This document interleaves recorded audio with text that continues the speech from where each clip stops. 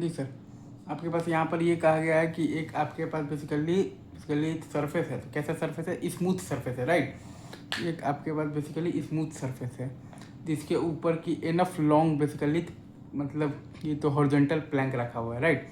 इसके ऊपर की इनफ लॉन्ग हॉरिजॉन्टल तो प्लैंक रखा हुआ है और प्लैंक इनिशियली आपका बेसिकली तो रेस्ट पर है, राइट। प्लैंक इनिशियली आपके पास जो है वो रेस्ट पर है, right sir, is it true? Plank initially आपके पास जो है तो वो रेस्ट पर है, राइट।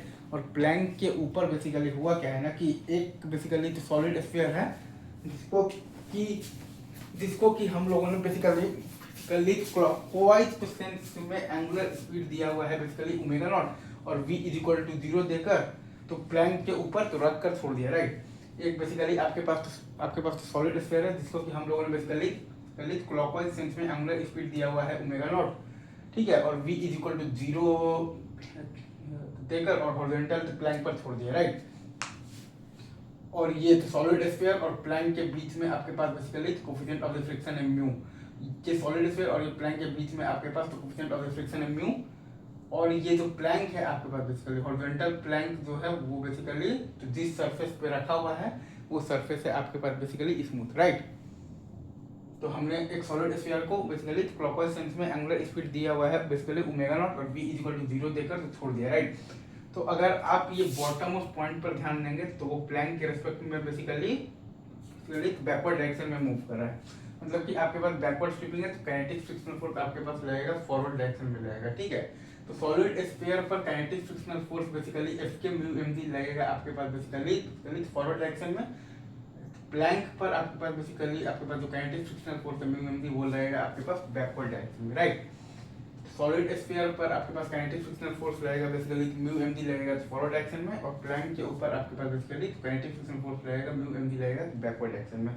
उसका प्रूफ मैंने ये बताया कि यहाँ पर जो बॉटम ऑफ जो पॉइंट है वो प्लैंक के रिस्पेक्ट में बैकवर्ड डायरेक्शन में मूव कर रहा है। मतलब कि बैकवर्ड स्वीपिंग है तो काइनेटिक फ्रिक्शनल फोर्स लगेगा आपके पास बेसिकली फॉरवर्ड डायरेक्शन में लगेगा।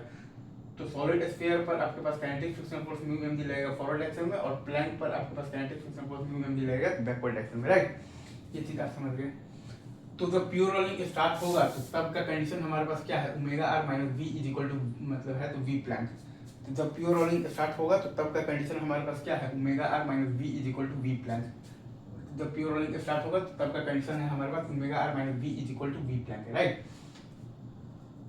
तो ओमेगा एनी टाइम टी अगर आप लिखिएगा तो वो आएगा हमारे पास बेसिकली ओमेगा नॉट माइनस और अल्फा होता है हमारे पास टॉर्क बाई आई। टॉर्क है हमारे पास mu M G R by I है हमारे पास 2/5 M R square into T alpha T. और माइनस साइन इसलिए है क्योंकि काइनेटिक फ्रिक्शनल फोर्स जो है वो बेसिकली मतलब ठीक तो ओमेगा को घटाने का काम कर रहा है। यहाँ पर माइनस साइन इसलिए है क्योंकि काइनेटिक फ्रिक्शनल फोर्स जो है वो आपका बेसिकली ओमेगा को घटाने का मतलब एक काम कर रहा है। यहाँ पर माइनस साइन इसलिए है क्योंकि काइनेटिक फ्रिक्शनल फोर्स जो है वो आपका ओमेगा को घटाने का काम कर रहा है। तो ओमेगा नॉट माइनस और अल्फा होता है आपके पास टॉर्क बाई आई तो mu M G R by I है आपके पास 2/5 M R square into T alpha T. Omega at an time T minus R minus और हम लोग लिखेंगे तो v आ जाएगा हमारे पास क्योंकि सॉलिड स्फीयर पर kinetic frictional force mu M G लग रहा है राइट डायरेक्शन में तो माइनस है हमारे पास mu g t is equal to और ये हमारे पास तो v ऑफ द प्लैंक है हमारे पास म्यू जी टी। तो v प्लैंक है हमारे पास तो म्यू जी टी क्योंकि प्लैंक पर काइनेटिक फ्रिक्शनल फोर्स आपका लग रहा है बेसिकली म्यू एम जी लग रहा है बैकवर्ड डायरेक्शन में। तो यही वाला हम लोगों ने बेसिकली तो लगा दिया है। तो condition omega minus we is equal to we plank यही कंडीशन है ना। तो प्योर रोलिंग का कंडीशन क्या है? Omega minus we is equal to we plank क्योंकि जब प्योर रोलिंग स्टार्ट होगा तो बॉटम मोस्ट वाला जो पॉइंट है वो प्लैंक के रेस्पेक्ट में रेस्ट पर होगा क्योंकि जब बेसिकली प्योर रोलिंग स्टार्ट होगा तो बॉटम मोस्ट वाला जो पॉइंट है वो प्लैंक के रेस्पेक्ट में रेस्ट पर होगा। तो यहाँ से आपके पास जो टाइम आया है जब प्योर रोलिंग स्टार्ट होगा वो आया है basically 2 omega naught r by 9 mu g. यहाँ से आपके पास वो टाइम आया है जब प्योर रोलिंग स्टार्ट होगा वो आया है आपके पास basically t is equal to 2 omega naught r by 9 mu g. तो ये वो टाइम है टी इक्वल टू 2 मतलब कि omega naught r by 9 mu g कि जब कि आपका तो प्योर रोलिंग स्टार्ट होगा, राइट।